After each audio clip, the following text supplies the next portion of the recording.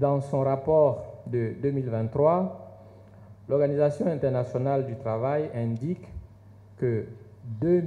930 000 personnes, plutôt travailleurs, meurent chaque année des suites de facteurs liés au travail, tandis que près de 400 millions d'entre les travailleurs subissent un accident de travail non mortel. Vous conviendrez avec moi que ces chiffres, par leur importance, traduisent l'acuité du phénomène et sont inacceptables en l'état. On ne peut pas mourir ou être gravement blessé sur son lieu de travail. Certes, depuis, des efforts importants ont été engagés en termes de mesures de prévention mises en place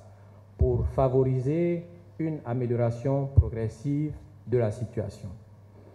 Mais dans un monde du travail en pleine mutation, soit du fait des changements technologiques, des nouvelles pratiques de travail et ou de l'évolution des pratiques, des nouveaux risques apparaissent qui débouchent parfois sur de nouvelles maladies professionnelles. Ce faisant, l'apparition de ces risques émergents pour la santé et la sécurité au travail constitue à présent un défi majeur qui, en s'ajoutant aux préoccupations anciennes, nécessite une vigilance constante et accrue. Donc, par voie de conséquence, des mesures de prévention mises en œuvre, une adaptation des mesures de prévention qui sont mises en œuvre. Dans ce contexte, le thème choisi pour la présente rencontre, à savoir gouvernance des comités de santé et sécurité au travail, fait écho à cette exigence de premier ordre pour garantir le bien-être au travail. Comme vous l'avez compris, ces risques émergents appellent de nouvelles stratégies de management des risques et les comités de santé et sécurité au travail se doivent d'aménager leur gouvernance en conséquence. Ainsi, désormais, une bonne gouvernance de la santé et de la sécurité au travail par les acteurs, particulièrement les comités de santé et sécurité au travail, doit nécessairement inclure